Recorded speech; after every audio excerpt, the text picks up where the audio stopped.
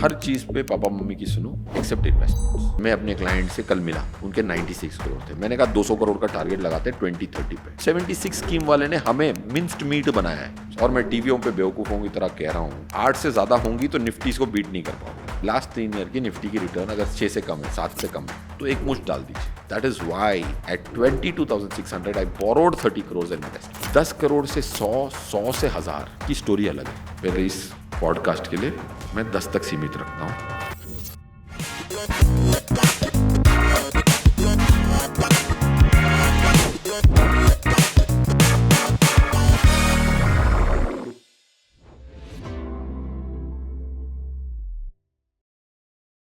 Hi Firoz, welcome to money talks. तो आज हम बहुत सारी चीज़ों पे बातें करेंगे, बहुत सारे फाइनेंस के नुआंसेस समझेंगे जो पर्सनल फाइनेंस को लेकर काफ़ी ज़्यादा इंपॉर्टेंट है।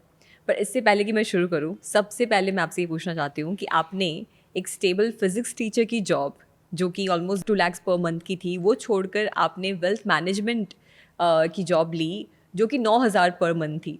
तो इसके पीछे का रीज़न क्या था और आपने क्यों ये डिसीजन लिया? Neha, I think of course हम बहुत सारी बातें करेंगे। I hope it's interesting for people. मैं खुद ही अपने लिए इतना बोरिंग होता हूँ कि मैं क्यों सुनूं। But I am sure you will make the conversation far more interesting than I will. Actually मैं मैथ टीचर था, फिजिक्स तो was the separate subject. Necessity is the mother of invention. तो मैंने क्या किया था कि मेरे पापा की बहुत फिनेंशियल इंस्टेबिलिटी थी, तो बड़े अमीर थे वो, दो गाड़ियाँ से लेके बहुत गरीब कि खाने के पैसे नहीं होते। So whenever life has huge volatility like you're seeing in the current market, it makes you stronger. आपको ज़्यादा मजबूत बनाती है और आपको भाई कमाना है, कमाने की ज़रूरत अर्ली पार्ट में काफ़ी लोगों को होती है, बच्चों को, right. So that was one of the best thing which happen to me in life. अब मैं HNI के पैसे मैनेज करता हूँ, मैं देखता हूँ कि एक सिल्वर स्पून होती है बच्चों में, तो उनकी बनत अलग होती है, उनकी स्ट्रेंथ दुनिया को फेस करने की अलग होती है। तो ऊपर वाले की दया से विपता आई तो नेसेसिटी थी, भाई कमाओगे तो पढ़ोगे, कमाओगे तो परिवार चलेगा। तो इसीलिए मैंने एक मैथ टीचर की जॉब इसीलिए ली क्योंकि मेरे दोस्त के पापा उस कॉलेज के ट्रस्टी थे, तो जॉब मिल गई। तो पहले मैंने फ्री में पढ़ाया, फिर मैंने ऐड डलवाया फ्री में, कि उसने कहा कि फ्री पढ़ाएगा तो फ्री में ऐड डालूंगा। स्टार ऑफ मैसूर करके एक न्यूज़पेपर है, उसने कहा ये बच्चा जिद कर रहा है कि ऐड डाल दो, तो उसने कहा तू फ्री में पढ़ा, मैं फ्री में ऐड देता हूँ। तो मैंने कहा ठीक है, फ्री से स्टार्ट करता हूँ।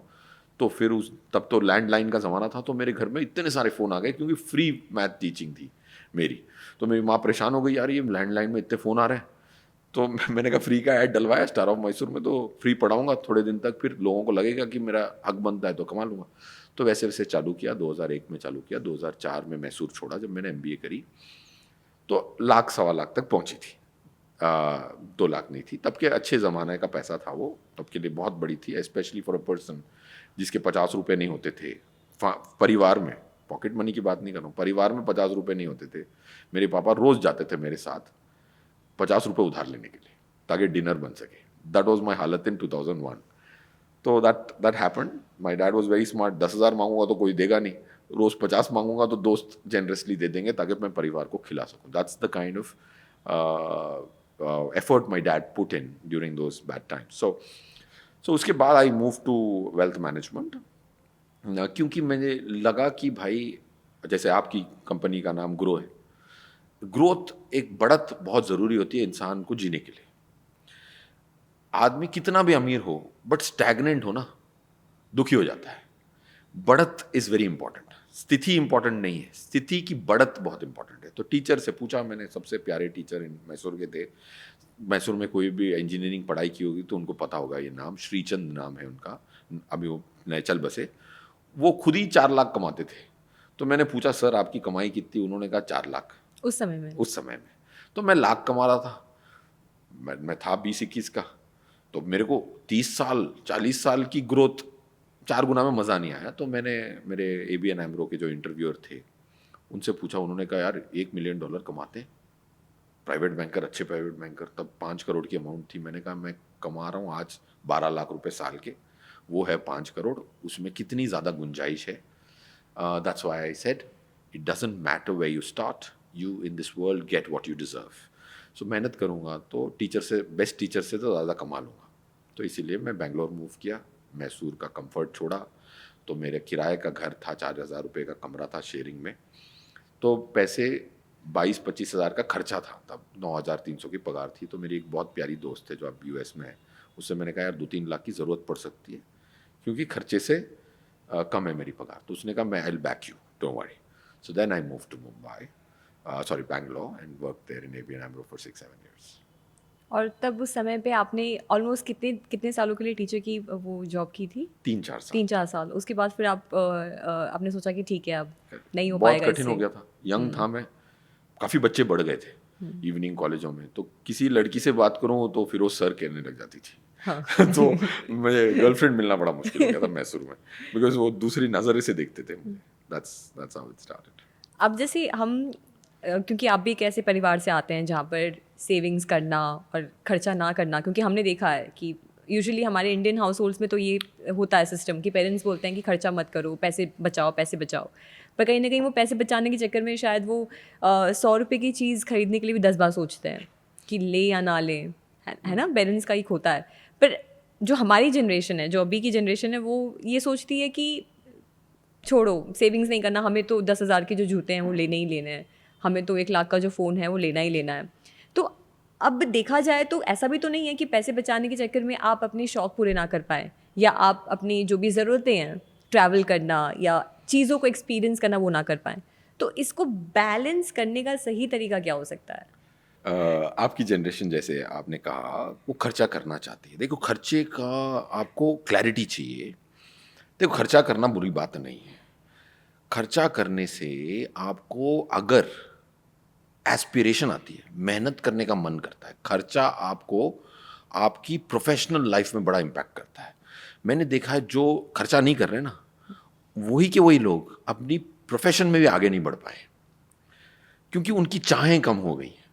तो चाहों से, अगर आपको आईफोन खरीदने से आपको किक मिल रहा है और वो उस किक से आप सिर्फ खर्चा कर रहे हैं बट आपकी प्रोफेशनल मेहनत बढ़ नहीं रही है, तो संतुलन नहीं है। आपको अगर खर्चा करने का मन है तो उसको ना करना ये बहुत गलत बात है। मुझे बड़ा गाड़ियों का शौक हो गया था क्योंकि मेरे पास गाड़ी नहीं थी, तो उससे जो मुझे जुनून आया कि मैं इंडिया की कोई भी गाड़ी हो दुनिया की वो खरीदूंगा, अपनी गाड़ी पार्किंग में रखूंगा। ऐसा सोचा जब मुझे 11 किलोमीटर चलना पड़ा था मेरी नीस की पैदाइश को देखने के लिए। 10 किलोमीटर समझ लो। जब मैसूर में रहता था, बस के पैसे नहीं थे, तो मैंने तो आपको रिफ्लेक्ट करने का मौका मिलता है। अगर आप 10 किलोमीटर चलते हो 1.5-2 घंटा धूप में, आपको जल्दी भी है, पहली नीस थी मेरी वो, बट हॉस्पिटल में है, बस के पैसे नहीं है। तो देन आई सेड मुझे गाड़ियाँ खरीदनी है। खाली खरीदनी है, जब गरीबी में ऐसे एस्पिरेशन करते हो तो फिर मेहनत पे ट्रांसलेट होता है। अगर आपको खर्चा करने का शौक है तो आपको ज़्यादा मेहनत करनी पड़ेगी, आपके पैसे को ज़्यादा मेहनत करनी पड़ेगी। ये अगर आप करा सकते हो तो आपको खर्च करने का अधिकार है। और खर्च आज का नहीं, अगर आप आज कुछ खर्च कर सकते हो और वो आज खर्च कर रहे हो, वैसे नहीं, आपको आगे की सोचनी है। आपको बोलना है कि ये बीच फेसिंग घर लूंगा मैं अलीबाग में, वैसे खर्च को पहले हेलुसिनेट करो। और हेलुसिनेट नहीं, क्या कहते हैं उसको, करण साहब, हाँ, मैनिफेस्ट करो। So what I am saying is, मेहनत, अगर आपकी चाहों से आपकी मेहनत बढ़ती है तो वो चाह बहुत अच्छे है। खाली खर्चा मत बढ़ाओ। संतुलन के लिए आपको अपने पैसे को भी ज़्यादा मेहनत करानी है। पैसे को ज़्यादा कैसे मेहनत कराएं? आप खर्चा कर रहे हैं बट एफडी से प्रेम है, ये कोरिलेशन नहीं है। आप खर्चा करना चाहते हैं, मेरा पैसा भी महंगाई को मात दे, इक्विटी में 80% रखो, right? That is what balance is. खर्चा प्लस मेहनत ज़्यादा इन प्रोफेशन, खर्चा प्लस इक्विटी एलोकेशन ज़्यादा इन पोर्टफोलियो इज टैलिंग। और अब ये तो बात हो गई कि कैसे हम अपने पैसे को एक सही तरीके से यूज़ करके अपने खर्चे करके जो भी ज़रूरतें पूरी कर सकते हैं। बट अगर हम म्यूचुअल फंड्स की बात करें तो काफ़ी सारे जो बिगनर्स हैं या जितने भी म्यूचुअल फंड इन्वेस्टर्स हैं, थोड़ा पैनिक कर जाते हैं जब भी कभी भी लाइफ में या मार्केट्स में कोई सेटबैक आता है। तो 3 तरह के लोग होते हैं, या तो वो म्यूचुअल फंड रोक देते हैं, अपना SIP रोक देते हैं, या तो फिर SIP को डबल कर देते हैं, या तो फिर तीसरे तरह के लोग होते हैं जो कुछ भी नहीं करते हैं। तो ऐसे सिचुएशन में जब मार्केट डाउन है या आपके लाइफ में कोई बहुत बड़ा सेटबैक आया है, तो सबसे बेस्ट स्ट्रैटेजी क्या है? नहीं, देखिए, इस पे जो है ना, पहले एक चीज़ कहूँगा कि काफ़ी सारे एक्सपर्टों को मैंने सुना है कि रिटेल को वो कहते हैं यार वो SIP बंद कर देता है। बिल्कुल नहीं, इसकी क्रेडिट पहले हमें देनी पड़ेगी। आंकड़ा कहता है कि रिटेल जितना, इंडियन रिटेल जितना स्मार्ट कोई नहीं है अभी। HNI ज़्यादा बेवकूफ़ी कर रहा है, रिटेल ज़्यादा कम बेवकूफ़ी कर रहा है। मैं आपको आंकड़े दिखाता हूँ। लास्ट ईयर सबसे घटिया साल था सेंटिमेंट में, तो सबसे घटिया था ना। ट्रम्प साहब उठे, बोले लिबरेशन डे कर लो 7 अप्रैल का। फिर हम उससे रिकवरी कर ही रहे थे, इंडिपेंडेंस डे के पहले बोला टैरिफ ले लो 25 का। इंडिपेंडेंस के एक दिन पहले, 2 दिन पहले वापस और 25% का टैरिफ। फिर उससे निकले ही थे, ईरान वॉर हो गई, STT बढ़ा दी निर्मला मैम ने। क्या क्या हो सकता था सब अनहोनी हो गई। लास्ट अप्रैल SIP का आंकड़ा था 26,000 का, इस अप्रैल SIP का आंकड़ा 31,000 का। ये अगर सेंसेबल नहीं है, इसका मैं श्रेय और इसका प्रोत्साहन मैं रिटेल को नहीं दूंगा। फिर भी मैं रोऊंगा कि यार रिटेल क्या करता है यार, SIP बंद कर देता है। तो फिर मैं कब क्रेडिट दूंगा इंडियन रिटेल को, कब क्रेडिट दूंगा इंडियन मीडिया को, कब क्रेडिट दूंगा मैं सेबी को। सेबी ने इन्वेस्टर एजुकेशन का इस साल का बजट पता है आपको, 1,500 करोड़ का इन्वेस्टर को एजुकेट किया है। इंडियन सोशल मीडिया ने भी किया है, मीडिया, इलेक्ट्रॉनिक मीडिया, तो अभियान चला रहा है। So first point I am trying to make is Indian retail requires a kudos. अब मैं 10 साल पहले जाता हूं। 10 साल पहले अप्रैल 2016 की SIP का नंबर बताऊं मैं, 3,200 करोड़। अप्रैल 2016, राइट, टिल नाउ 10 गुना हो गया। अब मैं बोलता हूं HNI बहुत बेवकूफियां कर रहा है, क्योंकि अब मेरे पास तो 13,000 परिवार है, उनका हाथ में थाम लेता हूं। जब गिरती है ना, तो मैं वेबिनार करता हूं। मैंने 4 वेबिनार किए, हजारों लोग आए मेरे क्लाइंट, उनको बोला साहब हर चीज ठीक हो जाती है। So Indian retail is one of the smartest race, and if somebody tells me ये सब कोविड के बाद आए हैं बच्चे, प्लीज, कोविड के बाद बहुत कुछ देख लिया। कोविड के बाद यूक्रेन की वॉर देख ली, 18,000 की निफ्टी 15,000 देख ली, वापस 18,000 हुई, वापस 15,000 देख ली, ये सब देख लिया। US की रेट साइकिल देख ली, इंडिया की रेट साइकिल देख ली। 15-20% की 3-4 बार गिरावट हो चुकी है। माना कि 30-40% की गिरावट नहीं हुई है। So this is one thing which I want to clarify, क्योंकि मैं ये थोड़ा गुस्से में क्लैरिफाई कर रहा हूँ, क्योंकि मैं थक गया हूँ टीवियों पे सुन सुन के एक्सपर्ट को ब्रश असाइड करना इंडियन रिटेल को, and that's wrong. It's not, absolutely non mathematical. HNI, आपको पता है HNI ने क्या क्या किया? कोविड का साल था, वो तो कोविड के पहले आए थे, इसलिए तो कोविड में इन्वेस्टमेंट था। कोविड के साल निकाल के देखिए, SIP आई थी उस साल में, FY21 में। FY21 में SIP का नंबर आया था 26,000 crore. 96,000 crore was the total net flow Indian mutual fund industry में। SIP आई थी 1.5 लाख करोड़ की। तो मतलब इंडियन HNI ने जिस साल में निफ्टी 10,500 की एवरेज थी, उस साल बेचा, PMS बेचा, AIF बेचा, म्यूचुअल फंड बेचा। रिटेल ने सबसे ज्यादा खरीदा किस साल में? FY21 एवरेज निफ्टी लेवल निकाल के देख लीजिए, उस साल की 10,732 की है। आनंद राठी एकमात्र वेल्थ मैनेजमेंट आउटफिट था जहां पे क्लाइंटों को निकालने नहीं दिया और 100 करोड़ की परचेज हुई। So that's one thing which I'm very confident about Indian retail today than ever, because they have learned it as per SEBI's investor education program. Now coming to आपको करना क्या चाहिए? आपको सेलिब्रेट करना चाहिए।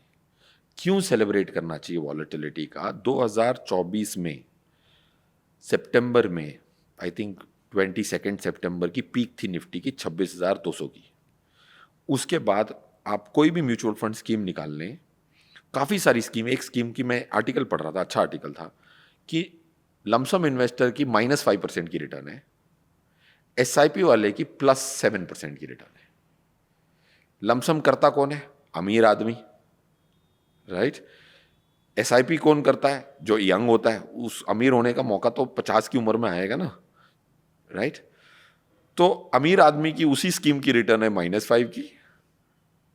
गरीब आदमी या यंग आदमी इंसिडेंटली गरीब होता है, right. Neha will be poor than my client not because she chose the date of birth. ऊपर वाले ने डिसाइड किया ना आपका डेट ऑफ बर्थ। मेरा क्लाइंट अमीर है क्योंकि वो डेट ऑफ बर्थ था 1960 का, तो आपकी तो मिस्टेक नहीं है ना। तो आप भी अमीर होंगी उन मेरे क्लाइंटों से ज़्यादा, बट आपकी रिटर्न आज की 1.5 साल की ज़्यादा होगी उसी क्लाइंट, उसी स्कीम में HNI के इन्वेस्टर की। तो आपको सेलिब्रेट करना है कि अमीर गरीब हो रहा है और गरीब अमीर हो रहा है, ये कभी ना कभी कन्वर्ज हो जाएगा। Neha will be richer than so many other HNIs. So that's why volatility is good for Indian retail, and Indian retail is the most sensible lot in the world today. and people have not acknowledged it enough, and I feel pained about it. जैसे हम retail investors की बात कर रहे हैं तो काफ़ी सारे लोग जो हैं वो एमलेस इन्वेस्टिंग कर रहे हैं। सबको ये पता तो है कि म्यूचुअल फंड करना है, एसआईपी करनी है, चाहे वो महीने की 100 रुपये ही क्यों ना हो, पर कहीं ना कहीं वो एम होता है ना, एक फाइनेंशियल गोल जो शायद एक HNI इन्वेस्टर या एक प्रोफेशनल इन्वेस्टर्स करते हैं कि वो एक गोल रखते हैं कि नेक्स्ट 5-10 ईयर्स में मुझे शायद ये ख़रीदना है, ये चीज़ करनी है, मे बी मेरे बच्चों की एजुकेशन या बाहर ट्रैवल करना। तो ये जो एमलेस इन्वेस्टिंग है इसको कैसे हम फिक्स कर सकते हैं रिटेल इन्वेस्टर्स में, स्पेशली बिगनर्स के लिए? इस पे हमने बहुत सोचा, मेरे बॉस ने भी बहुत सोचा। राकेश रावल जो है ना, मेरे गुरु हैं, वो इस कंपनी के CEO हैं जिसमें मैं आनंद राठी वेल्थ लिमिटेड के CEO हैं 19 साल से। हमें ये समझ में आया कि एक इंसान की लाइफ साइकिल में ना, पहले इनिशियली होता है, जैसे नेहा की, आपकी शादी हुई है नेहा? नहीं हुई, तो जाहिर सी बात है, बच्चे भी नहीं है, तो जिम्मेदारी भी नहीं है। आपको मैं जो भी गोल बोलूंगा कि भाई ये आपको गाड़ी खरीदनी है 10 साल बाद, रेस्पॉन्सिबिलिटी नहीं है। वो 10 साल में ऐसा कुछ होगा कि आपकी गाड़ी की एस्पिरेशन ही चेंज हो जाएगी, दूसरी गाड़ी खरीद लेंगे या फिर कुछ और डिस्ट्रैक्ट कर देगा। तो जब एक इनिशियल पार्ट में गोल आइडेंटिफाई करना बहुत मुश्किल होता है, उसके साथ जुड़ाना मुश्किल होता है, राइट? मिड पाथ आता है जहां पे गोल आप बहुत अच्छी तरह से फ्रेम कर सकते हैं, राइट? और दूसरा आता है कि इतना अनाप शनाप पैसा है कि गोल के पैसे, अब मेरे को मेरे बच्चे को पढ़ाना हो, मेरे को 2 गाड़ियां खरीदनी हो, वो गोल सब अब यार, if I put it modestly, most of my clients will not be able to spend the money अगर रोज जाके ताज होटल में खाना खाएं, वहीं रहें, स्वीट लें, पड़ोस का स्वीट भी ले लें, दोस्त आने, फिर भी खर्च नहीं कर पाते। तो उसमें मैं क्या गोल दूं उनको? तो गोल होता है, नंबर टारगेट होता है। जब आपके पास इमोशनल टारगेट ना हो तो इसका मतलब ये नहीं कि टारगेट नहीं हो सकता, नंबर टारगेट हो सकता है। जैसे मैं अपने क्लाइंट से कल मिला, उनके 96 करोड़ थे, मैंने कहा 200 करोड़ का टारगेट लगाते हैं 2030 पे, राइट? और देखते हैं कि आप कितने पैसे लाएंगे, पोर्टफोलियो कितना करेगा, ट्रम्प साहब कितनी मदद करेंगे, मोदी जी कितनी मदद करेंगे, इकोनॉमी कितनी मदद करेगी, उसकी एजम्पशंस बनाए। तो नंबर टारगेट है। So in the initial part, you can have a number target. In the mid path, where you have responsibilities, you can have some emotional targets so that you have discipline. After you got infructuous money, infructuous का ये मतलब है कि अनाप शनाप पैसा, पता नहीं क्या खर्च करूँगा, फिर मैं गोल, इमोशनल गोल बना ही नहीं सकता। तो मैं हर क्लाइंट के नंबर गोल बनाता हूँ, जैसे मेरा एक नंबर गोल है। तो डोंट वरी, अगर आपकी जिम्मेवारियाँ नहीं हैं तो इमोशनल गोल नहीं होगा। नेहा को ये कैलकुलेट करना है कि मैं 1 करोड़ कब पहुँचूंगी, अगर ये ऑलरेडी आप 1 करोड़ पे नहीं पहुंची हैं तो, और उसकी मैथमेटिक्स सॉल्व करनी है। पहले 1 करोड़ में आपकी प्रोफेशन मदद करेगी, राइट? पहले 1 करोड़ में अगर आपको लगता है मार्केट आपकी मदद करने वाली है, यह भ्रम आप अपने जहन से निकाल दें। पहले 1 करोड़ में आपकी प्रोफेशन मेहनत करेगी। मैंने बहुत स्टडी की हुई है, बहुत सारे लोग 1 करोड़ पे पहुंचे, वो इसीलिए पहुंचे क्योंकि अपनी प्रोफेशन में मेहनत कर रहे थे। फिर 1 करोड़ के बाद वो जिंदगी में कभी 10 करोड़ पे नहीं पहुंचे, इसकी स्टडी की मैंने, क्योंकि मेरे पास इतना डेटा है। फिर मैं देख रहा था करोड़ पे पहुंच गए, 10 करोड़ के पहुंचे क्यों नहीं? 2 कारण थे। 1 करोड़ पहुंचने के बाद 10 करोड़ पहुंचना बहुत सरल है एक्चुअली, अगर आप कुछ भी नहीं करते हो। अगर आप अपने पैसे को 16-17% पे कंपाउंड कर लेते हो तो 15 साल में पहुंच जाओगे। फिर भी कई सारे लोग हैं जो 1 करोड़ पे आके 10 करोड़ पे पहुंचे, बगैर रिटायर हो गए, चले भी गए इस दुनिया से।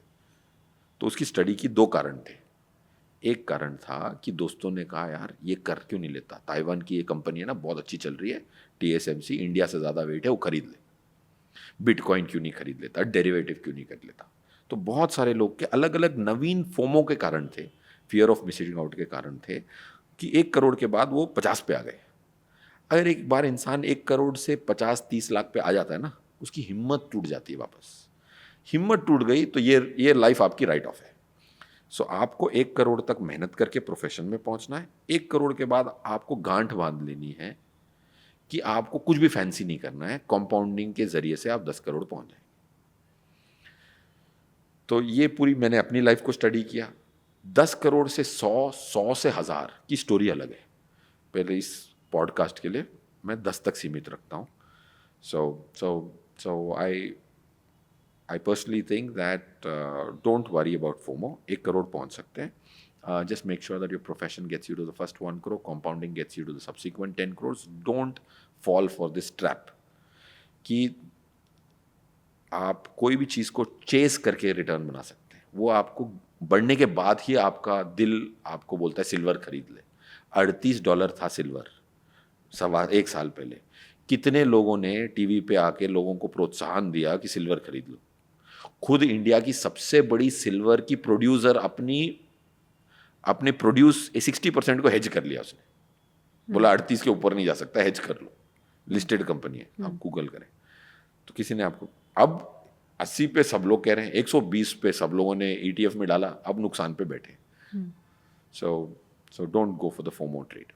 तो ये जो आजकल जो ट्रेंड है कि अगर किसी की 40-50,000 सैलरी भी है, वो भी चाह रहे हैं कि उनको डबल रिटर्न्स मिल जाए. कैसे मतलब शायद वो स्किल्स पे काम नहीं कर रहे हैं, अपने प्रोफेशन में पैसा कमाने की बात नहीं कर रहे हैं, पर वो सोच रहे हैं रिटर्न्स के बारे में अपनी पहली जॉब में.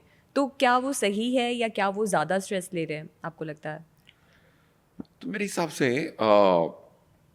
थोड़ा एक्स्ट्रा स्ट्रेस लेना चलेगा. आज की जनरेशन की सबसे बड़ी प्रॉब्लम है कि वो स्ट्रेस ही नहीं लेना चाहते.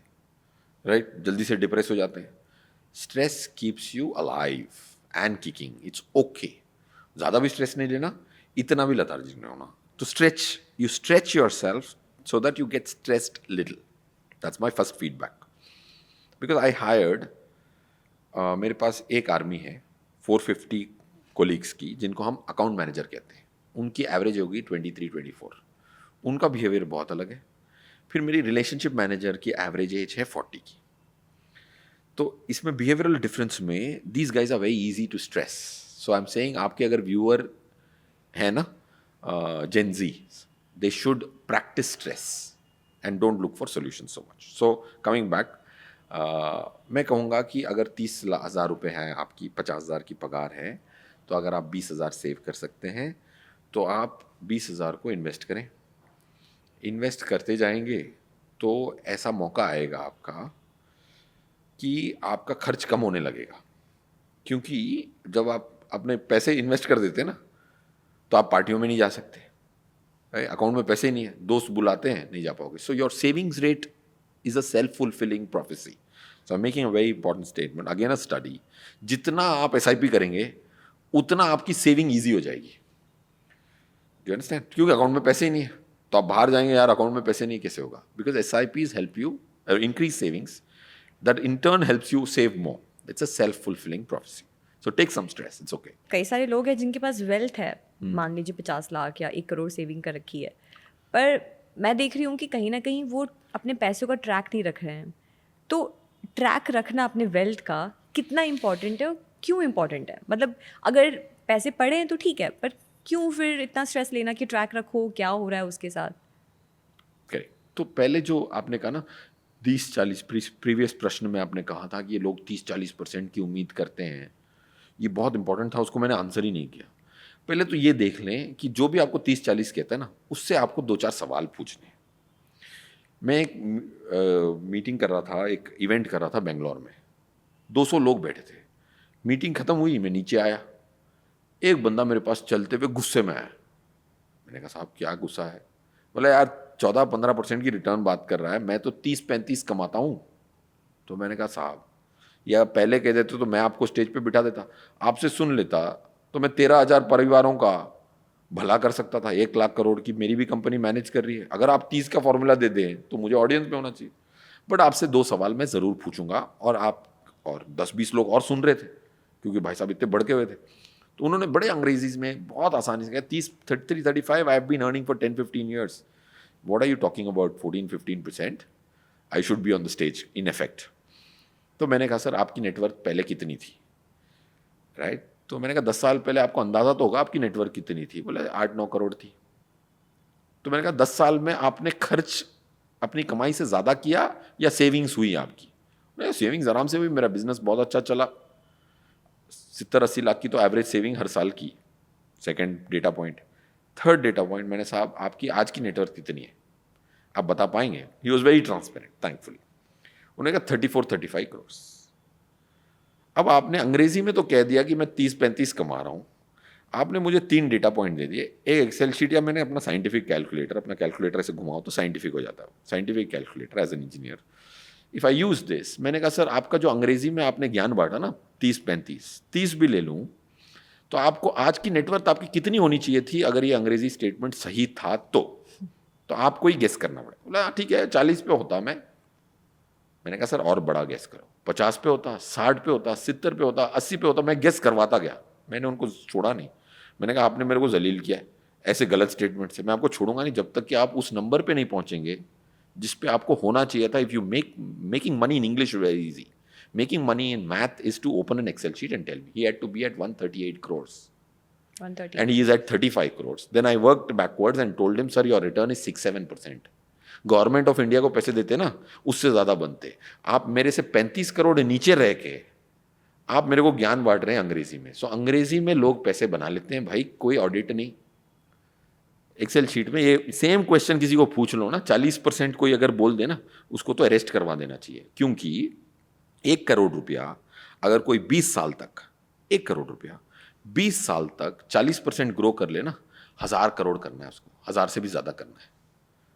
तो ले ले भाई मेरे 1 करोड़, दे देना मुझे 20 साल बाद मेरे बेटे को 20,000 करोड़। आपने जब ये कहा उसके बाद उनका कहना क्या था, which is do it yourself strategy, जहाँ पे लोग खुद ही इन्वेस्ट कर रहे हैं। तो अगर किसी के पास एडवाइज़र को हायर करने के मतलब उतना पैसा है नहीं या फिर बिगनर है, तो इसको कैसे फुल प्रूफ स्ट्रैटेजी बना सकते हैं अगर कोई खुद से कर रहा है तो? देखिए फुल प्रूफ स्ट्रैटेजी मैं 3 मिनट में तो बता नहीं सकूँगा, बट एक चीज़ मैं ज़रूर बताऊँगा कि जब हम बिजनेस चालू किए तो हमने एक प्रण लिया कि भाई मैं अपनी कंपनी में इतने सारे 160 लोग हैं हमारे रिसर्च के, करते बहुत फ्यू चीज़ें हैं, but we I have 165 people who just do research. तो अब ये रिसर्च में 1000 रुपए वाले SIP वाले को तो कैसे पहुंचाऊं, इसीलिए मैं टीवी पे 2013 से लगा हुआ हूँ कि उनको मैनेज नहीं कर सकते, उनको प्रचार कर सकते हैं। तो मैं अपना आनंद राठी का मॉडल पोर्टफोलियो टीवी पे डाल देता हूँ ताकि किसी को फॉलो करना हो तो कर ले, क्योंकि HNI उसको मैनेज तो कर नहीं पाऊंगा, मेरे पास 13,000 परिवार ही हैं। So one thing I can tell you is one step, if you want to do it yourself, don't do anything which is fancy. Second step, don't do FOMO. जिसकी रिटर्न पास्ट में अच्छी दिख रही हो उसमें आपका दिल बहुत धक धक करेगा और बोलेगा इसको मैं ले लेता हूं। अगर पास्ट परफॉर्मेंस अच्छी है तो मत खरीदो। तीसरा, आप अगर मॉडल पोर्टफोलियो मेरा आनंद राठी का निकालना चाहते हैं, फ्री में कॉपी करना चाहते हैं, बेशक करें। लोग मुझ पे हंसते थे कि भाई तू प्राइवेट बैंकर है, तू टीवियों पे जाके वो रिटेल वाले शो में 1000 रुपए की एडवाइस क्या दे रहा है, बोल दे डिनर कर लो। खर्च इन्वेस्टमेंट की एडवाइस इसीलिए देता हूँ ताकि लाखों तक पहुँच पाए। That's why I spend the time for the last 13-14 years on doing thousands of retail shows. Now, if you followed the Anand Rathi model portfolio, of course, it sounds very pompous in your Nifty को आपने 198% beat किया है 1 जून 2013 से, NSE 500 को 133% से beat किया है, right? अगर आपने सिर्फ ब्लाइंडली उसको फॉलो किया है तो म्यूचुअल फंड करिए। अगर आपके पास पैसे कम हैं, आज आप रिटेल हैं, तो उसके अलावा कुछ भी ना करें। और मेरे पास सिर्फ म्यूचुअल फंड है, आनंद राठी स्टॉक है और एक स्टॉक है, और मेरी IRR सुनेंगे तो आपको सोफे पे बैठना मुश्किल हो जाएगा, आप गिर जाएंगी। और मैंने थोड़ा डेरिवेटिव किया है बिकॉज दैट्स माई एक्सपर्टीज। अब जैसे कोई है जिसकी 30,000 सेविंग्स है और वो सोच रहा है कि मेरे लिए 10 करोड़ का एक कॉर्पस रीच करना शायद इम्पॉसिबल है, बट हम जानते हैं कि मैथ्स और पावर ऑफ कंपाउंडिंग को यूज़ करके ये आप अचीव कर सकते हो। तो इसके लिए ये पहले तो ये बताइए कि कितना अचीवेबल है और इसको कैसे कर सकते हैं?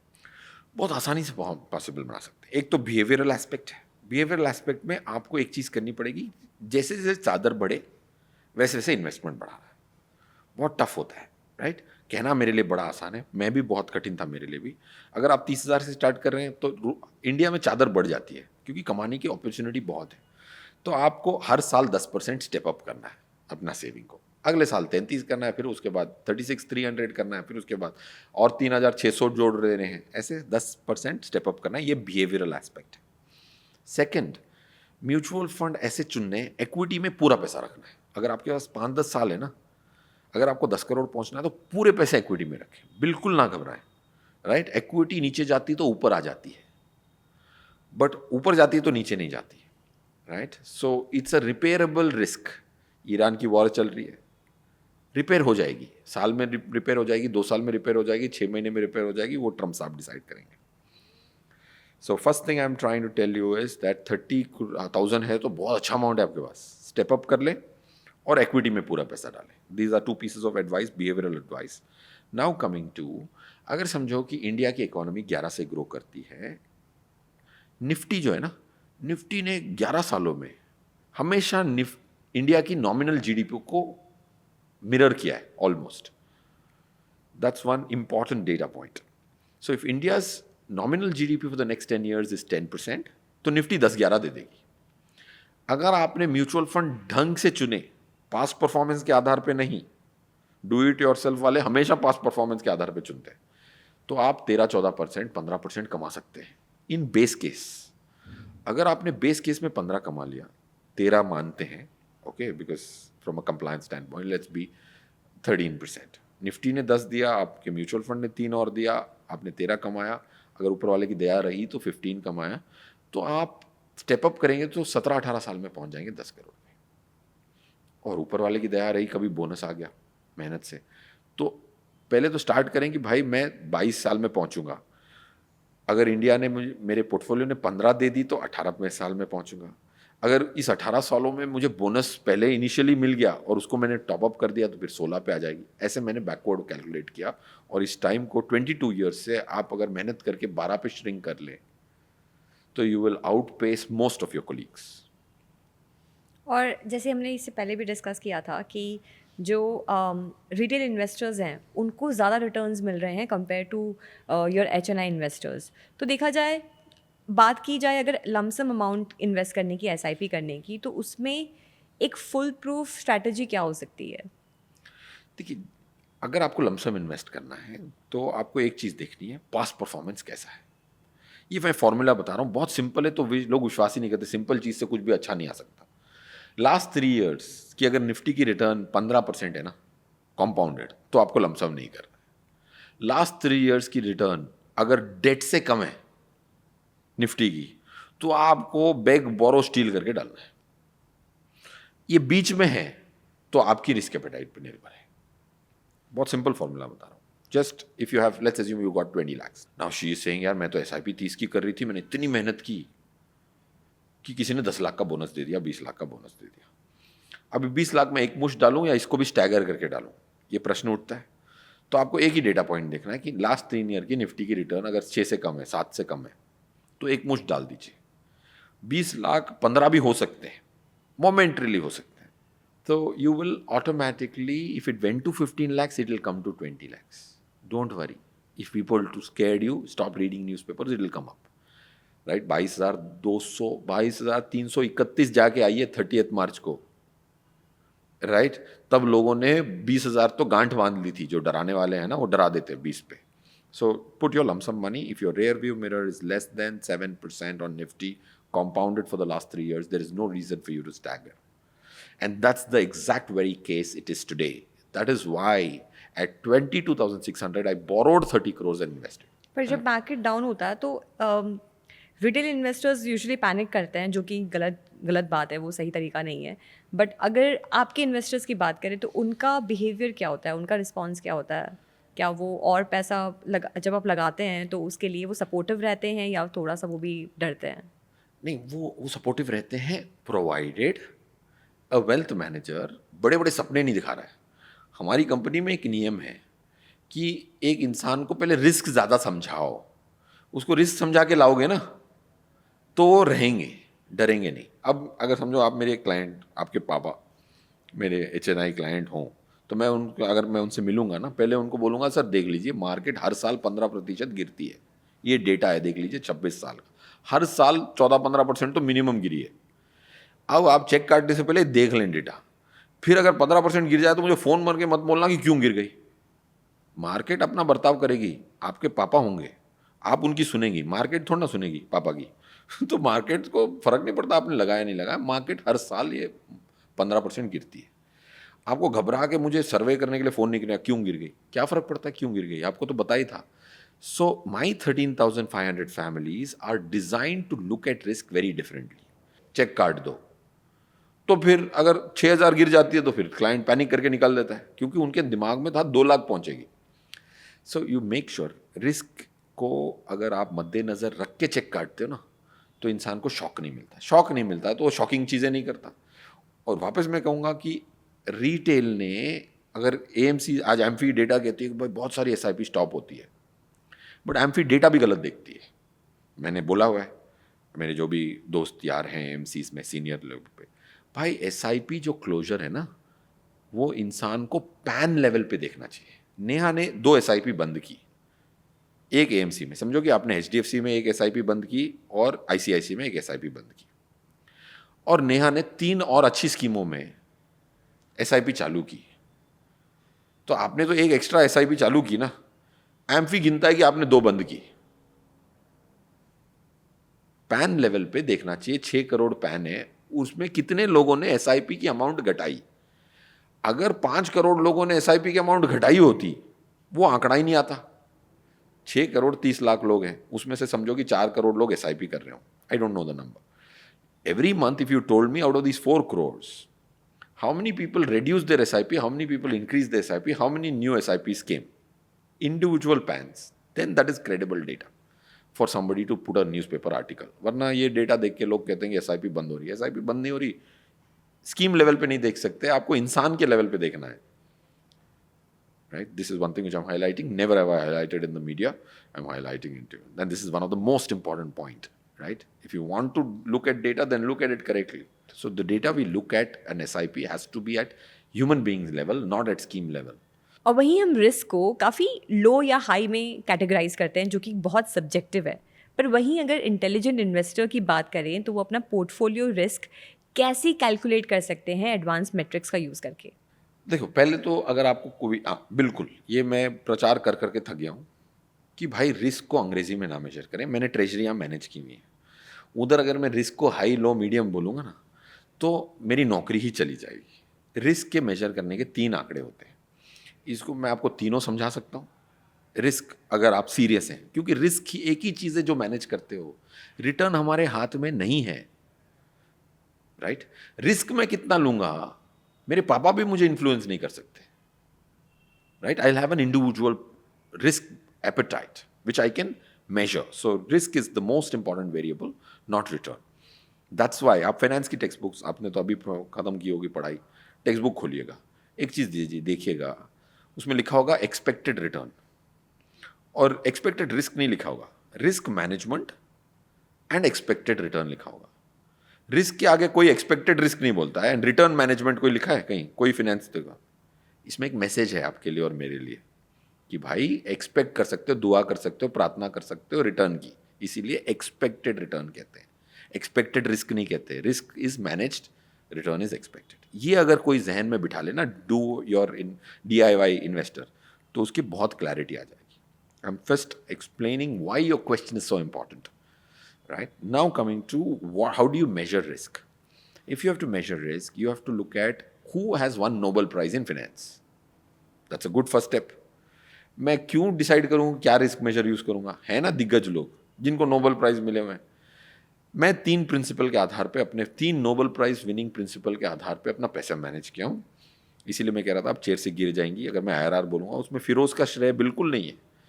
3 नोबेल प्राइज़ को मैंने किताबों से हटाया और अपने पैसे पे यूज़ किया। अब कोशिश कर रहा हूँ अपने क्लाइंटों के पैसे पे पूरी तरह से इम्प्लीमेंट करने की कोशिश करूँ। तो एक सबसे अच्छी थियरी है, उसको कहता हूँ modern portfolio theory, capital asset pricing model, मार्कोविट्स efficient frontier. ये सब एक ही चीज़ के 3-4 नाम हैं। उसको डेवलप किया हैरी मार्कोविट्स ने, फिर जुड़ गए विलियम शार्प।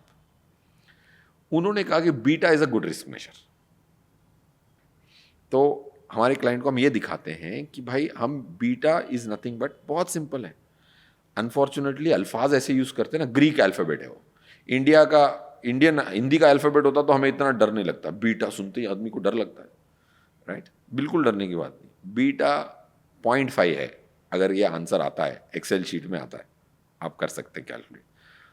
अगर आपका एडवाइजर बोलता है कि आपका बीटा 0.5 है, नेहा के पापा को कहता है, तो इसका ये तात्पर्य है कि पहले फिर आपके पापा पूछेंगे बीटा किसके साथ है, निफ्टी के साथ है, NSE 500 के साथ है। तो मैं कहूँगा सर ये NSE निफ्टी 50 के साथ है, तो इसका ये मतलब है कि मैंने आपके बिहाफ पे निफ्टी से आधा रिस्क लिया। 0.5 का मतलब आधा रिस्क, 2 का मतलब दुगना रिस्क। तो अगर आपको कोई बीटा बताए तो आपको पूछना है बीटा किसके साथ मेजर कर रहा है। तो it's a relative risk measure, as a teacher would teach you, relative measure is very easy to find out, right. Nifty से मुझे कम रिस्क लेना है, अगर ये मेरा ये हमारी कंपनी का ऑब्जेक्टिव है कि 0.6 रिस्क लेना है, 0.6 का रिस्क लेना मतलब निफ्टी से 40% कम रिस्क लेके मुझे पैसे कमाने, तो beta is 0.6. So beta is a great risk measure. I will not confuse you with other two good risk measures to be applied in different contexts. To beginner, beta is a great risk measure. अगर आप अपनी wealth management कर रहे हैं और India में 99% HNI के पास अपना बीटा नहीं है, जो भी नए क्लाइंट से मिलता हूँ बोलते हैं रिस्क बहुत इंपॉर्टेंट है। मैंने कहा सर बीटा तो होगा आपका, पेन लेके मैं लिखने के लिए तैयार होता हूँ, बोलते नहीं है मेरे पास। तो आप खुद ही कह रहे हैं रिस्क इंपॉर्टेंट है और आपके पास बीटा मेजर नहीं किया, वो बोलते वेल्थ मैनेजमेंट कर रहा है मेरा बंदा, मेरा कंपटीटर 20 साल से। So if you respect risk you should know your beta, if you disrespect risk it's okay, if you don't like risk you saying अनाप शनाप रिस्क लेने के लिए मैं तैयार हूं तो बीटा नहीं है। 99% of Indian HNIs don't have their beta number. It is shocking. Wealth management has not started in India, in my judgment. तो ये बीटा कैलकुलेट करना क्या पॉसिबल है हमारे लिए? बहुत सरल है, बहुत सरल है। आपको ना फिरोज चाहिए, ना आनंद राठी चाहिए, ना वेल्थ मैनेजर चाहिए। आपको बोलना है वेल्थ मैनेजर को मेरे रोज की पोर्टफोलियो की वैल्यू दे दे या महीने महीने की दे दे, वो तो भेजा ही होगा, HNI को तो मिलती है। तो लास्ट जितने महीनों की आपके पास है डेट डाल दीजिए एक्सेल शीट पे, आपने पोर्टफोलियो की वैल्यू डाल दीजिए, हर कितने दिन की मिल सकती है आपको, फ्रीक्वेंसी जो भी परचेज करें। फिर आप निफ्टी की डाउनलोड कर सकते हैं NSE की वेबसाइट से, उसी दिन की निफ्टी आपके पास। अब 3 कॉलम हो गए, डेट हो गया एक्सेल शीट में, आपके पोर्टफोलियो की वैल्यू और आपके निफ्टी की वैल्यू। अगर आपको निफ्टी से तुलना करनी है तो ये दोनों कॉलम को आपको सेलेक्ट करना है। पिछले 1 साल की आपको 5 साल की मिल जाए तो 5 साल का बीटा मिल जाएगा आपको। 5 साल में रोज का नहीं है, महीने महीने का है, तो आपको कितने महीने होते हैं 5 साल में? 60 महीने होते हैं, तो 60 वैल्यूज आएंगी आपके पोर्टफोलियो की, 60 वैल्यू आएंगी निफ्टी की, 2 अलग कॉलम में लिखे होंगे, इन दोनों को सेलेक्ट करना है। 1 साल की भी ले सकते हैं, 1 साल में अगर 250 वर्किंग डे 250 की मिल जाए तो बहुत बढ़िया है, राइट। तो आप इन दोनों को सेलेक्ट करें और एक फॉर्मूला है कॉल्ड स्लोप, एक्सेल शीट में बीटा नहीं कहते, उसका पेट नेम है स्लोप। वो स्लोप प्रेस करते आपका बीटा आ जाएगा निफ्टी के साथ। क्विकली आप बता सके अगर? हाँ बिल्कुल बता सकता हूँ। देखिए उसके लिए मुझे एक उदाहरण देना पड़ेगा आपको। देखो मैं जा रहा हूँ, समझो कि आज तो मैं बेंगलोर जा रहा हूँ आपसे मिलके, समझो मैं कार से जाता ना कि फ्लाइट से, मुझे बेंगलोर पहुँचना है। तो ये 3 रिस्क कैसे देखे जाएं, राइट? तीनों का क्या मतलब है? बेंगलोर पहुँचूंगा कि नहीं पहुँचूंगा? चलो फ्लाइट से ही जाता हूँ, ठीक है, फ्लाइट से जा रहा हूँ। तो अब 3 अलग kind way of measuring risk है। What's the probability that I will reach Bangalore on time, right? 3:35 की फ्लाइट है, पहुंचूंगा कि नहीं पहुंचूंगा, ये फर्स्ट मेरा क्वेश्चन होगा। वो मेजर करेगा स्टैंडर्ड डिविएशन, कितना 10 मिनट ज़्यादा जाएगा या कितनी डिले हो सकती है। अगर मैंने पूरा डेटा देखा कि भाई लास्ट 20 दिनों में ये फ्लाइट कितनी डिले हुई है और उसकी एवरेज ली और देखा कि कितना डिविएट हो सकती है, वो यूज़ करूंगा मैं स्टैंडर्ड डिविएशन, समझा? दूसरा बीटा जो हमने किया ना कि रास्ते में कितनी टर्बुलेंस होगी। मैं टाइम पे पहुंच सकता हूं बट फ्लाइट में बहुत क्लियर एयर टर्बुलेंस कहते हैं, कैट सडनली ड्रॉप हो जाती है, कैट भी हो सकता है, बहुत रेयर होता है जहां फ्लाइट में वो सब आप देखते ना, तो वो बीटा मेजर करेगा। Okay, beta will tell you how bumpy the road was, standard deviation will tell you what is my chance to deviate from the time which I'm going to reach. Both are measuring different kinds of risk. Will I reach on my meeting at 7 in Bangalore on time? That, if I have to measure that, that is standard deviation. On the way, will I get some sleep? That will depend on beta. Kitni bumpy hai road, right? Third risk, अगर crash हो गया तो मैं जिंदा बचूंगा कि नहीं? That is value at risk. तो इसको कहते हैं VAR, इसको कहते हैं बीटा, इसको कहते हैं स्टैंडर्ड डिविएशन। अब वैल्यू एट रिस्क इज, अगर कोविड जैसा दुगना हो जाए तो क्या मैं जिंदा बचने वाला हूँ नहीं बचने वाला हूँ, ये जानना ज़रूरी है ना। तो इसको मेजर करने के लिए ना तो बीटा मेजर कर सकता है ना स्टैंडर्ड डिविएशन मेजर। कौन मेजर करता है? वैल्यू एट रिस्क मेजर करता है। Do you understand? Like in Covid we run a model portfolio overall. So Nifty fell 26%. My clients' model portfolio fell 9.3, 9.5. Some clients fell 12, some clients fell 7. So this measured the value at risk. ऐसा भी हो सकता है कि Nifty 26 पहुंचे और मेरा portfolio 50% गिर जाए, तो क्लाइंट सब लोग बेच के डर ही जाते हैं ना, right?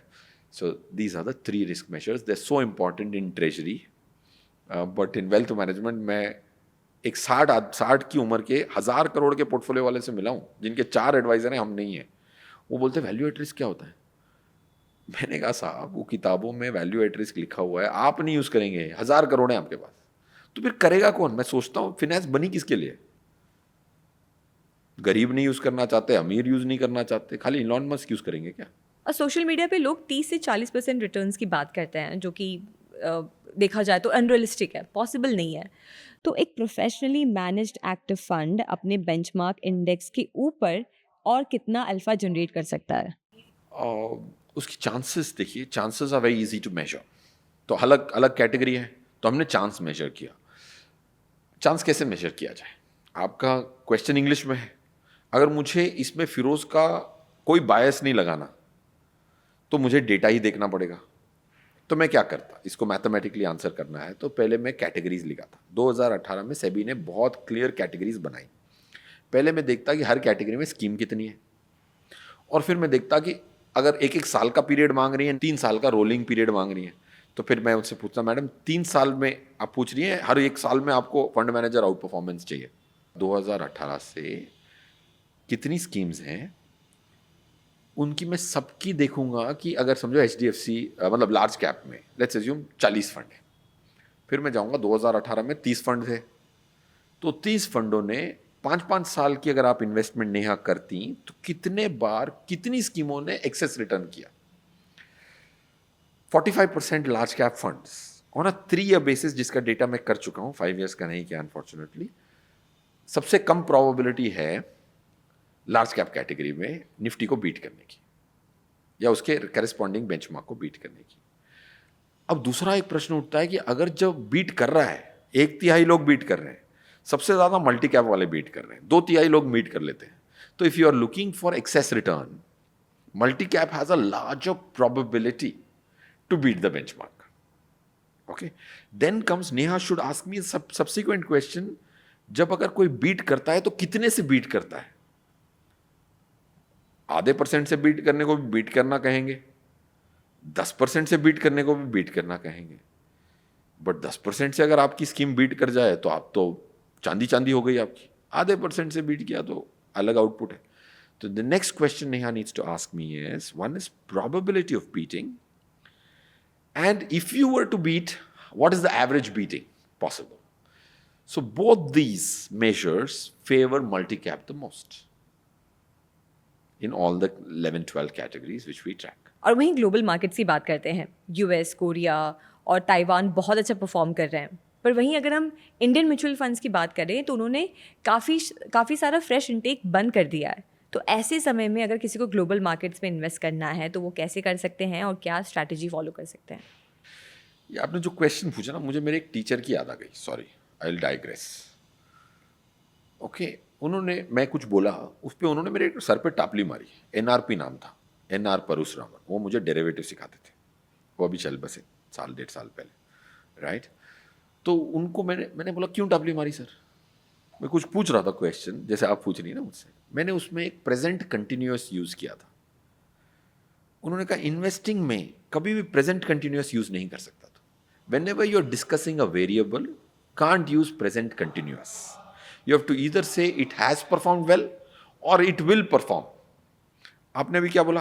Taiwan is performing very well. FD तो है नहीं ना ताइवान की market. FDs can be extrapolated because they are constants. Taiwan has performed very well. ये क्यों इतना इंपॉर्टेंट है? क्योंकि ये फिनेंस में लिखा हुआ है कि अगर वेरिएबल की बात हो रही है, you can not use present continuous. ये मैंने अपने जहन में बिठाया, इसीलिए मैंने सिल्वर नहीं खरीदा. $120 पे। सबने बोला silver is performing very well, 10 lakh पे जाएगा। मेरी एक बहस हो गई थी टीवी पे, बंदा कहता 10 लाख सिल्वर लिखा ले, हो ही जाएगा, because he was extrapolating. So coming back, what has happened in global markets is, why is Taiwan done so well? It is a self-fulfilling prophecy. Okay, India में जो पैसा आता है ना एफआईआई का, एक इंडेक्स के आधार पे आता है, उसको कहते हैं एमएससीआई एमर्जिंग मार्केट इंडेक्स। ही सबसे ज्यादा followed FII passive fund index है एमएससीआई। उसमें मैं आपको 4 फंड बताऊंगा ना, उसमें बिलियंस ऑफ डॉलर फॉलो कर रहा है एमर्जिंग मार्केट में। यूएस वाला इन्वेस्ट करता है, सिंगापुर वाला इन्वेस्ट करता है, हांगकांग वाला इन्वेस्ट करता है। किससे फॉलो करता है? एमर्जिंग मार्केट इंडेक्स को। उसमें ताइवान भी है, कोरिया भी है, इंडिया भी है, चाइना भी है, एमर्जिंग मार्केट्स हैं। इसमें क्या हुआ है कि इस इंडेक्स में वेट कैसे डिसाइड होती है? परफॉर्मेंस के आधार पर डिसाइड होती है, फ्री फ्लोट के आधार पर डिसाइड होती है। इंडिया की जो ग्लोबल मार्केट कैप थी relative to the entire world was 4.7%। अब वो श्रिंक होके 3 हो गई है। 4 से पहले 4 हुई, 4.7 से 4.5 हुई, तो एफआईआई ने और बेचा।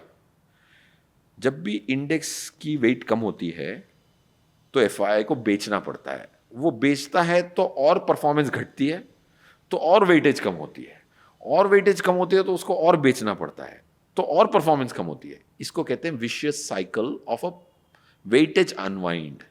इंडिया की वेटेज घटती गई, ताइवान की वेटेज बढ़ती गई। ताइवान में टीएसएमसी की जो कंपनी है, एक कंपनी है सेमीकंडक्टर मैन्युफैक्चरिंग, उसकी वेटेज करीबन 14 है, और इंडिया की पूरी कंट्री की वेटेज अब 13 हो गई है।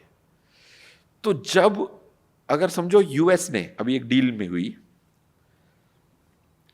एप्पल ने यूएस की कंपनी को चिप मैन्युफैक्चरिंग का मैंडेट दिया, इंटेल को। एक दिन में वो स्टॉक बढ़ गया। अगर ट्रम्प साहब को लगा कि भाई ताइवान पे बहुत डिपेंडेंट हूँ, चाइना से सिर्फ 50 किलोमीटर या 100-200 किलोमीटर दूर है, अगर उधर चिप बनने बंद हो गए तो मेरी एप्पल कंपनी मेरी वैल्यूएबल कंपनी है, I will make chips there. तो ताइवान की जब भी अगर चेक होगा, उस कंपनी की अगर वैल्यू कम हुई तो वापस वो चाबी की गुड़िया होती है ना, बचपन में खेलते हैं, ऐसे टाइट करिए, वो चाबी की गुड़िया आगे तक गई हुई है। अगर वो अनवाइंड साइकिल में अगरचे घुसेंगे, अब 3 महीने में घुसेंगे, 6 महीने में घुसेंगे, या मेरे मरने के बाद, वो पता नहीं। I'm just highlighting to your viewers that why performance results in more performance, underperformance results in underperformance, till you can catch the cycle reversing. Will the cycle reverse for India? It's a writing on the wall. When? I don't know. That's why today I'm very confident. Why would I borrow and invest? I would borrow and invest जब गाड़ी India की चालू होगी तो winding cycle आएगी। और वैसे ही FII बाहर जा रहे हैं, उनको शायद लग रहा है कि यहाँ पे सही वैल्यूएशन नहीं मिल रहा है या फिर एआई डेवलपमेंट नहीं हो रहा है। तो ऐसे सिचुएशन में क्या ये सही टाइम है कि अब हम ग्लोबल मार्केट्स में शिफ्ट करें? देखिए क्या है ना, ये जो अंग्रेजी है ना बहुत नैरेटिव क्रिएट कर जाती है। एफआईआई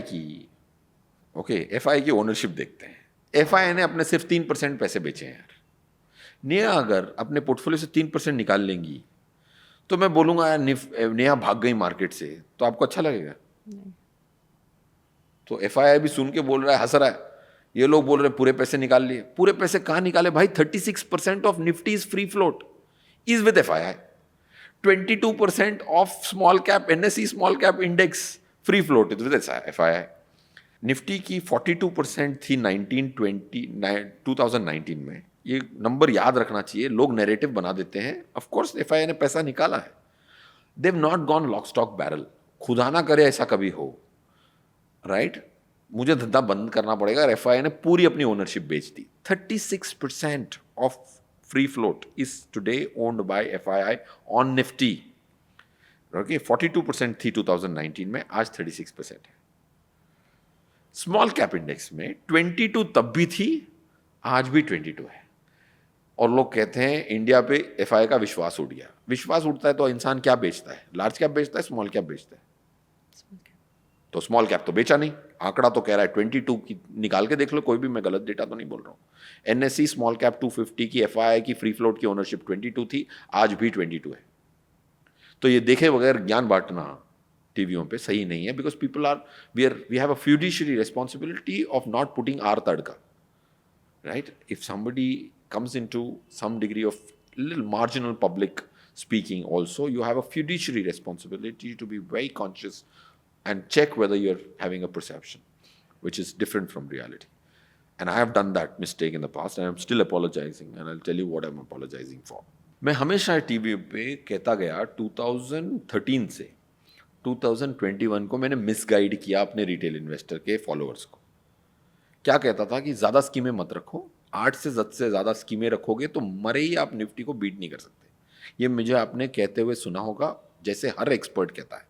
तो मैंने भी कहा, सुनी, मैंने कहा सही होगा, एक्सपर्ट लोग, मेरे सीनियर लोग कह रहे. तो फिर मैंने 2022 में एक सर्विस चालू की आनंद राठी में. बहुत अच्छी सर्विस थी मेरे हिसाब से. मैंने कहा क्लाइंट कोई नया लेने से पहले देख लो कि उनको मेरी ज़रूरत है कि नहीं है, क्योंकि जब कोई डॉक्टर अच्छा डॉक्टर होता है तो ऐसे कितने चेक किए हमने, 12,000 पोर्टफोलियो चेक किए जो हमारे साथ डील करते नहीं हो या हमारे क्लाइंट के पैसे बाहर पड़े हो. वो लेने से पहले मैंने कहा लेने से पहले देख लो, अपना ज़मीर मत मार के लेना. अगर वो अच्छा कर रहे हैं तो उनके भलाई के लिए उधर ही रहने देना, बिजनेस की मत सोचना. तो ये सर्विस चालू की मैंने अगस्त 2022 में.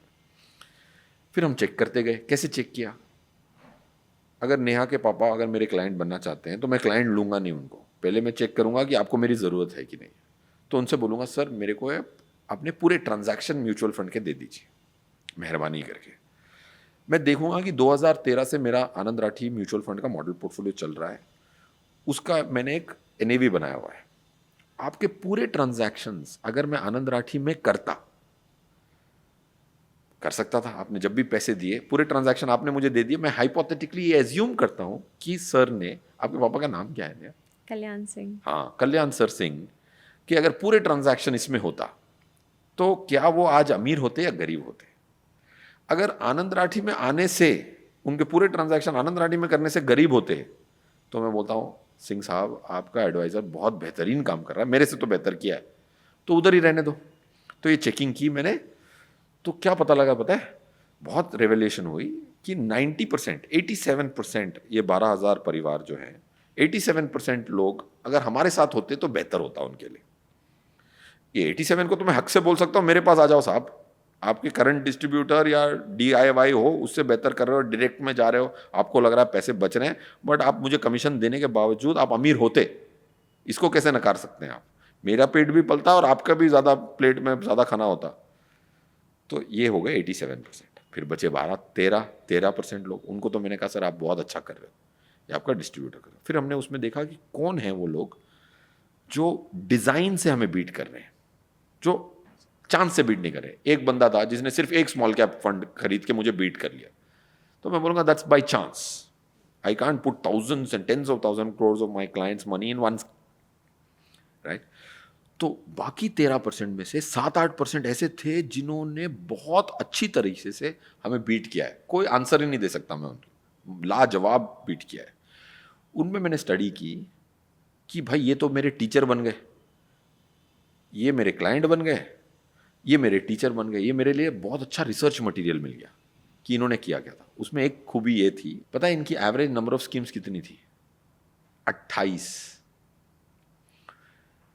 और इन्होंने निफ्टी को तो बीट किया ही किया है, मुझे भी बहुत अच्छी तरह से बीट किया है, और उनकी एवरेज स्कीम थी 28. एक पोर्टफोलियो में दिखाऊंगा, नाम हटा के आपको दिखाऊंगा, आपका व्यूअर कभी भी मेरी PR टीम से मांग ले, ये पोर्टफोलियो में निकाल. 76 स्कीम वाले ने हमें मिंस्ड मीट बनाया है. 76 स्कीम्स. और मैं टीवीओं पे बेवकूफ़ों की तरह कह रहा हूँ 8 से ज़्यादा होंगी तो निफ्टी को बीट नहीं कर पाओगे, 10 से ज़्यादा होंगी तो निफ्टी को बीट नहीं कर पाओगे. मैं ये नहीं कह रहा हूँ आपको 76 चाहिए निफ्टी को बीट करने के लिए, बट ये कहना बिल्कुल नॉन स्टेटिस्टिकल है. एंड आज भी बहुत सारे एक्सपर्ट कहते हैं 10 से ज़्यादा स्कीम खरीदेगा तो निफ्टी को बीट नहीं कर पाएगा. निफ्टी को तो क्या, मैं आपको 28 स्कीम के कितने पोर्टफोलियो दूंगा? 1000 पोर्टफोलियो दूंगा मैं. 12,000 में से 1000 पोर्टफोलियो ऐसे दूंगा जिसकी 28 स्कीम थी और उन्होंने बीट किया. उस साल हमने अपने मॉडल पोर्टफोलियो में 8 स्कीम से 14 स्कीम पे ले आए. आज की मेरा मॉडल पोर्टफोलियो 14 स्कीम्स का है. पहले मैं बड़ा रोता था, 9वीं स्कीम भी ऐड करने नहीं देता था. So that's what I'm saying. So please don't be worried. If you have more number of schemes and if you have grow तो एक click of the button में जितनी स्कीमें खरीदवा देता है, right? And that's great service. तो over diversification एक इशू नहीं है. So what you have to still check? You have to still check whether you're beating Nifty or not. नहीं कर रहा है तो उसको रणनीति बदलनी है। आपके तो लाखों क्लाइंट हैं ग्रो के, करोड़ों, राइट? सबसे लार्जेस्ट डिस्ट्रीब्यूटर हैं, right? That's the true part. I am not saying it because on grow, and I have immense regard for the people who started Grow 10 years back, and congratulations on the 10 years which just happened.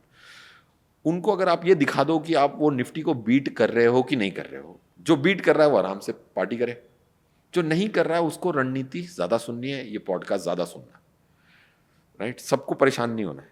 Over diversification is not the reason why you are under performing, is the point being made. और अब जब बात कर रहे हैं mutual funds की, तो आपके हिसाब से टॉप 3 फेवरेट म्यूचुअल फंड्स आपके कौन से हैं और क्यों? देखिए, क्यों पे तो बहुत लंबी स्टोरी है, right? I give you the output. DSP का large and mid cap, right? Kotak का इमर्जिंग एक्विटी, एचडीएफसी का स्मॉल कैप फंड. ये 3 अलग कैटेगरी के हैं. मल्टी कैप में Canara Robeco multi cap, flexi cap में आप इन्वेस्को एचडीएफसी फ्लेक्सी कैप ले लें, फोकस्ड फंड में इन्वेस्को फोकस्ड ले लें. अब ये जो 14 स्कीम का जो मॉडल पोर्टफोलियो, उसके इंटरसेक्टिंग स्कीम्स बता रहा हूँ.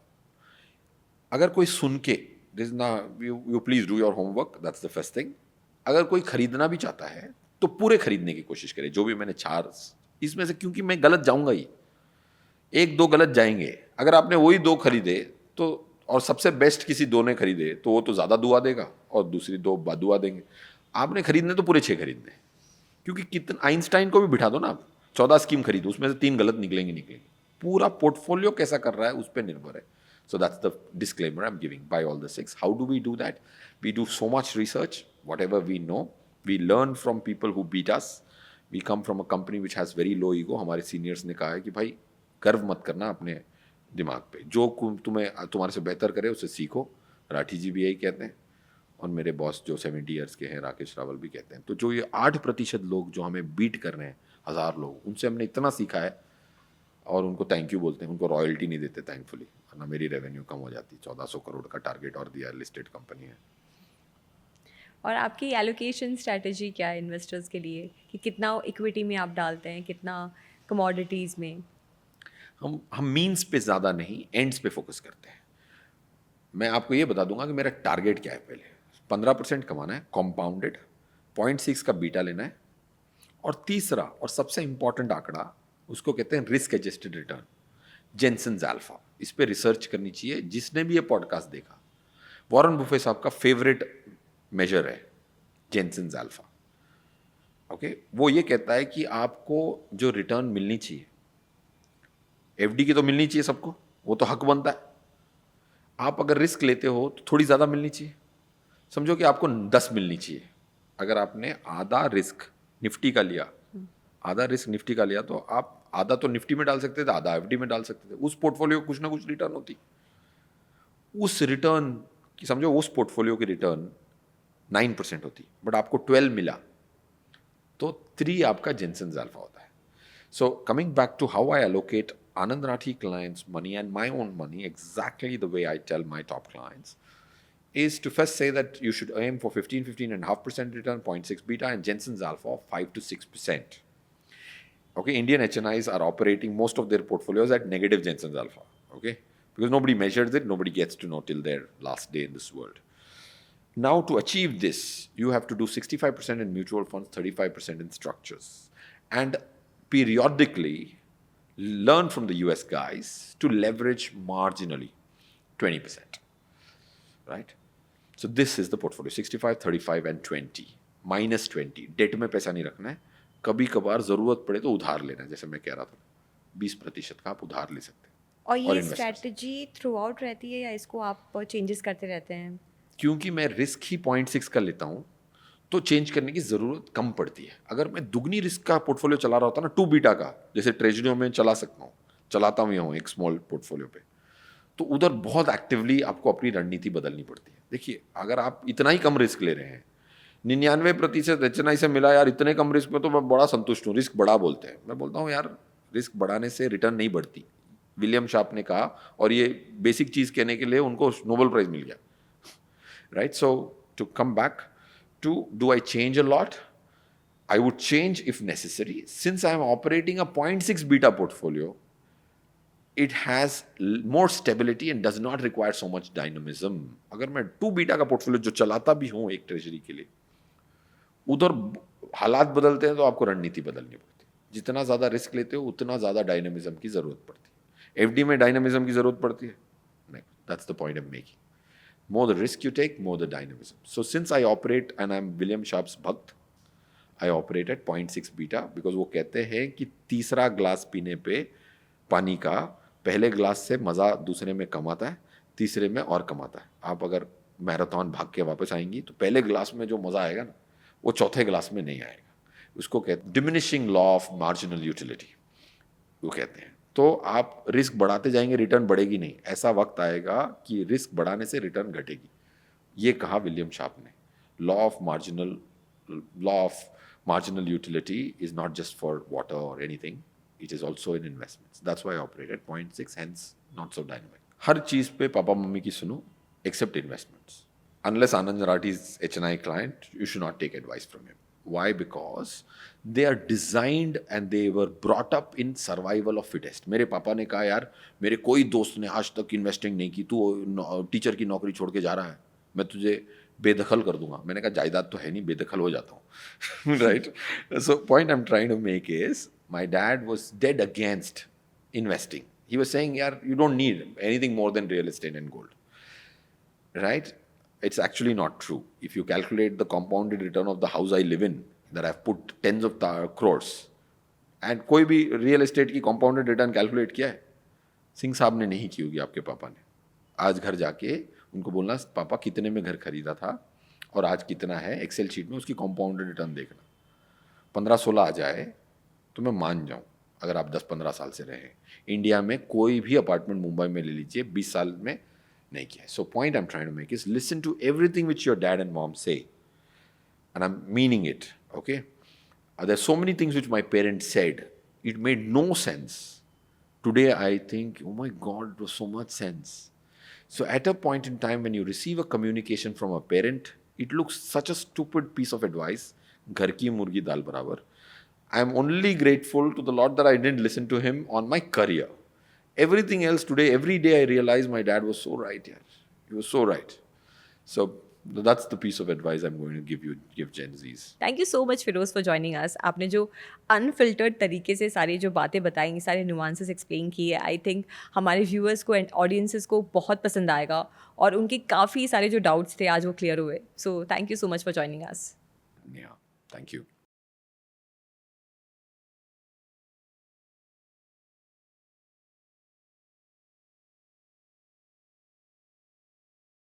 Investment in securities market are subject to market risks. Read all the related documents carefully before investing. Please read the risk disclosure documents carefully before investing in equity shares, derivatives, mutual fund, and or other instruments traded on the stock exchanges.